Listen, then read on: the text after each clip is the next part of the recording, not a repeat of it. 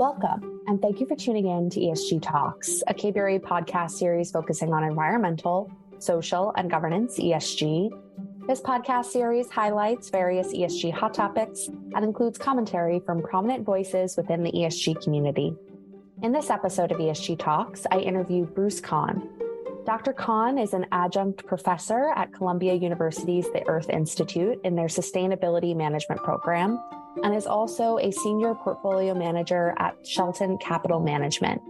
He has extensive background in investment management with an emphasis in sustainable investing, most notably at MSCI, Macquarie, Sustainable Insight Capital Management, Deutsche Asset Management, and Smith Barney.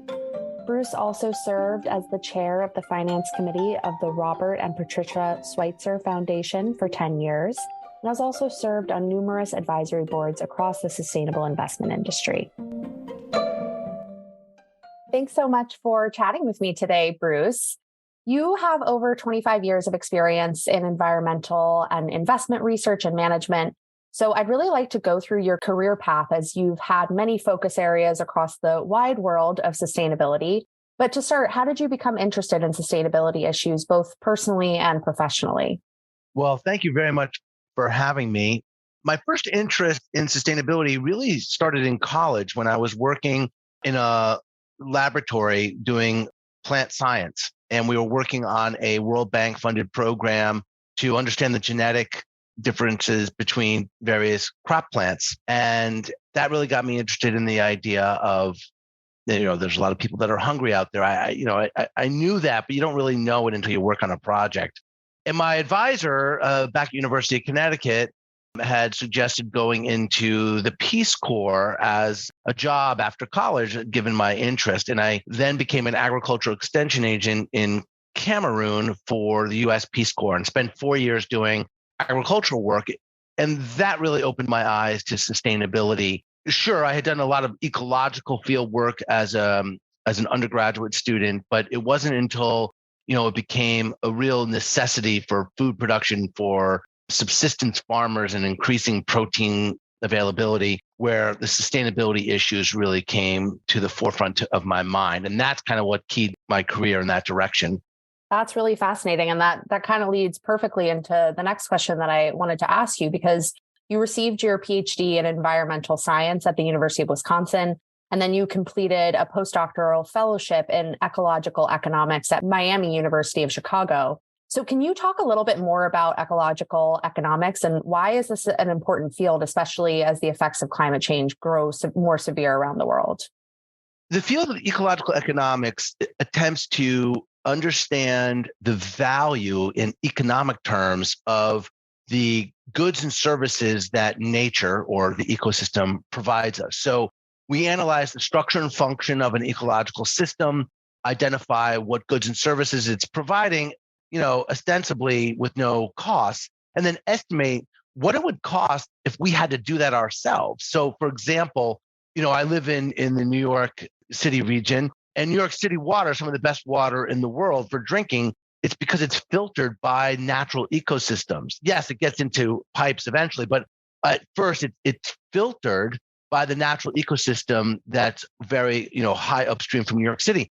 If we were to estimate how much would that cost us to do that filtering ourselves of that water, that is the cost of the service that the ecological system provides us. And so what this field attempts to do is put in economic terms all the structures and functions and systems that nature provides for us for free, so that we can then understand the economic impact that would have on us if we had to replace it. And in the face of climate change, we are seeing these issues come out today. Here's a simple example. We have a tremendous amount of insect population declines. So we need to replace these insect functions, such as pollination, in our agricultural production systems. We need to replace that pollination, otherwise we will not have the food, right? And so how much is that going to cost us? That's a tremendous effort to figure that out. And so those are the types of examples that we use from the field of ecological economics to then look at how firms, corporations are capturing that ecological good or service with ostensibly no cost. And then if that firm has to replace that for their own operations, how much would that cost the firm? And then, of course, firms that are providing these goods and services, how much can they sell those goods and services for? That's really, really fascinating. And kind of in a similar topic vein, you've also focused on sustainable agriculture in your professional career. Obviously, agriculture gets talked about a lot in the ESG space because of its high global emissions footprint. What are some of the trends and developments you've seen in making agribusinesses greener? Well, there are three major areas of agriculture that are becoming more resilient to climate change. First, it's soil health. So the recognition of soil as an ecosystem in and of itself, and not just as a substrate for growing plants, has really changed the way we manage our agricultural fields. And that goes for row crops, perennial crops, permanent crops, as well as, animal husbandry side. We manage soil health in order to provide a more sustainable agribusiness. The second component to that, and that's of course related, is the use of advanced technology. So agribusiness has become a lot more advanced in using geographic information systems to understand really the variability, not just across the landscape, but across the field. And so that allows us to then be much more judicious in the application of various inputs to agricultural production. And the third component really is people. People have become much more attuned to the environmental consequences of agricultural production systems, and management programs such as integrated pest management, conservation tillage, just behavioral changes by a new generation of farmers is really making agribusiness greener. It's not a downhill ski run. I mean, it's an uphill battle because there's so much embedded in incumbent practices globally. And when you talk about food production, this is no farmer, no economy, no government, no investor wants to see food production and food nutrition decline. Everybody wants to see it improve and increase. But there are certain global trends that have a tremendous amount of momentum that makes, whole cloth change of a system much slower than I think that people would like to see it.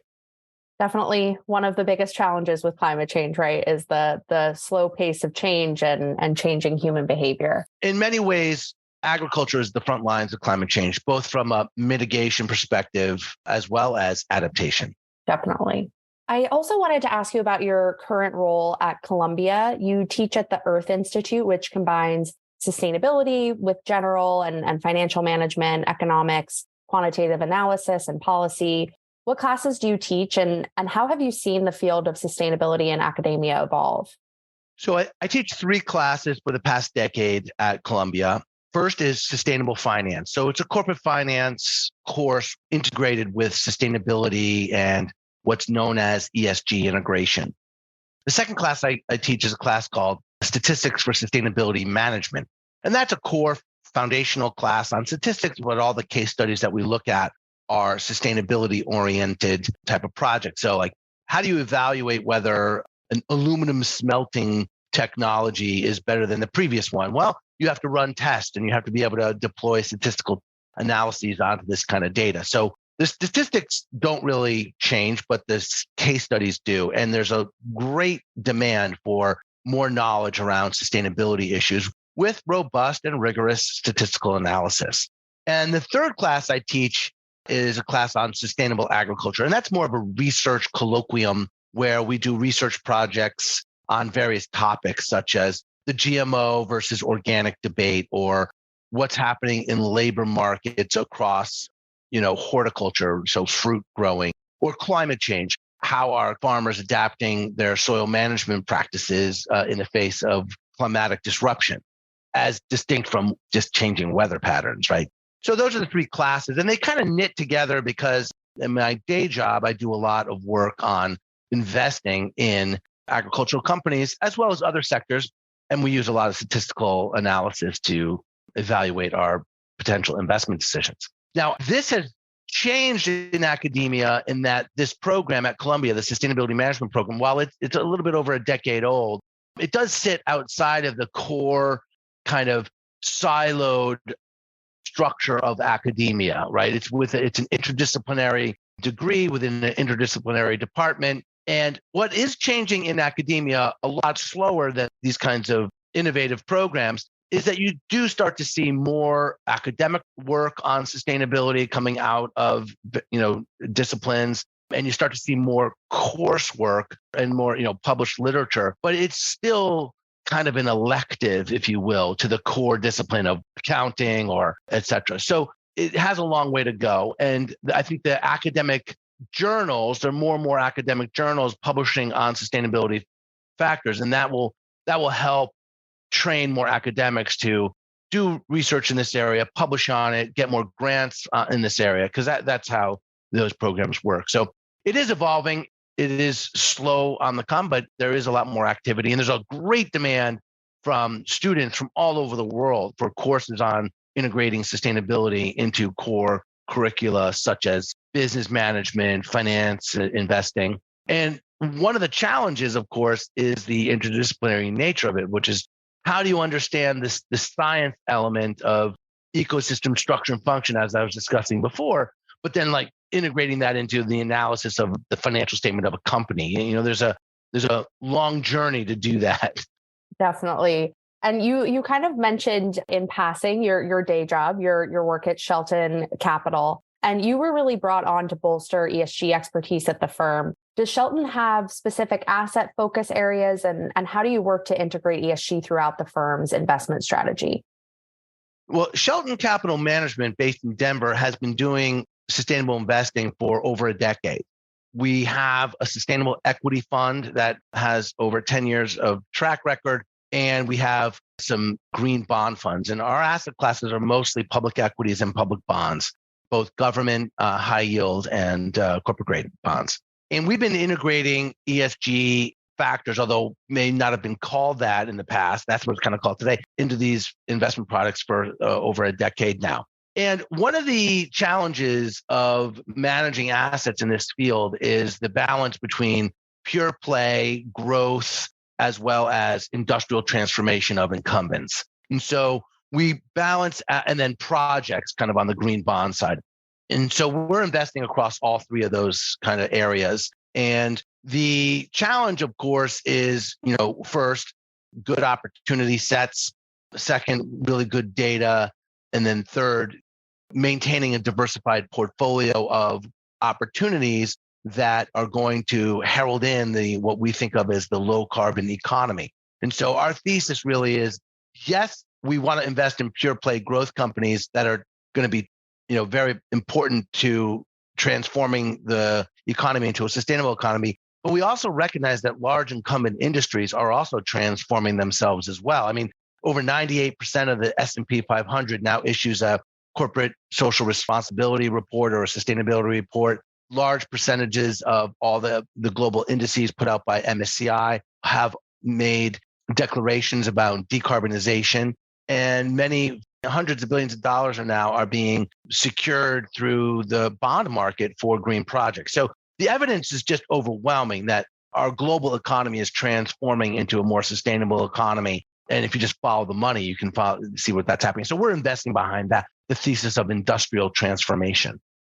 That's really interesting. I feel like in the evolution that we're seeing with ESG, there has been such a shift to focus on transition, which I think is really useful. And I think there's much more investor interest in really seeing the transformation of a company and having transition plans and benchmarking, and less of a looking at ESG from a really, this is exclusively good or this is exclusively bad, and really focusing on that transition and the process of getting better and moving towards a low carbon economy. So it's really interesting to hear your perspective on that.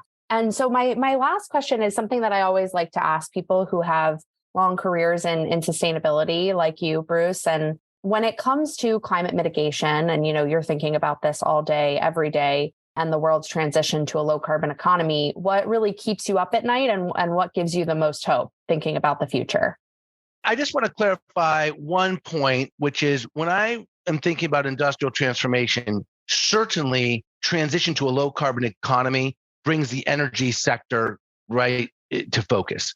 But it's not exclusively that. right? Like we talked about earlier, it's agriculture, it's healthcare, it's water, it's buildings, it's transportation and logistics, it's economy wide. Yes, energy is important to a low carbon transition, but we're seeing whole cloth transformation of entire industries, not just about being low carbon, but being more efficient with water, land, capital, people. And that is what gives me kind of hope that we see a lot of this happening economy wide. And what's really remarkable, and I've been in this over on the capital market side for over 25 years now, so is that the discourse has completely changed, right? Now, is there some backlash around this? Of course, there always is. Whatever topic it is, there's always going to be a counterpoint. But we really have turned a corner on the discourse where, corporate executives, governments, and consumers are all talking about how to,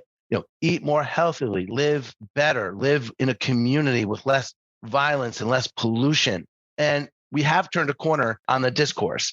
What keeps me up at night a little bit more worried about is that we're really not acting fast enough in order to stave off some, potentially really damaging impacts of climatic disruption, as well as some of the, there are some underbellies and social unrest going on in the world, and it's not all a rosy picture. And so we're not acting fast enough to deploy enough capital, and we're still kind of sitting on our hands in some areas. And so that kind of keeps me a little worried. And another thing that makes me worried, which is like the topic du jour, is while we very much benefit from technology, we tend to become very complacent and become so much more reliant on technology. And if you go back to agriculture, the great strides we made in agriculture was really not technology based. It was more management. How do people operate? Sure, we're going to have some technologies and you can use tools, but the growth in agriculture that really transformed the entire civilization was chemistry. It wasn't software and management and going from moldboard tillage to conservation tillage. That changed the face of our surface waters in the U.S. And all that was taking somebody to say, well, I'm not going to plow under my crops this fall. I'm not saying that we shouldn't use technology, but I'm just saying don't become complacent and 100% reliant on it. And so that's what kind of keeps me up at night is we're not moving fast enough and we sometimes fall into complacency. Got it. Yeah, I definitely think your point about management is very important, specifically to KBRA. That's really how we focus on ESG of our issuers is the active management and how they're thinking about risks and opportunities over the longer term. So I think that's a good point to stress.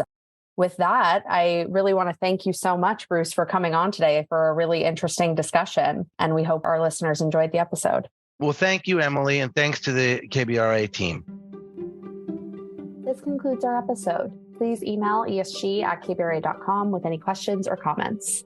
We also encourage you to visit KBRA's ESG website at esg.kbra.com, where you can find ESG research related to the topics discussed in this episode, further details on KBRA's ESG approach, and other ESG-related media items. You can also join our mailing list to access our ESG Weekly Roundup newsletter.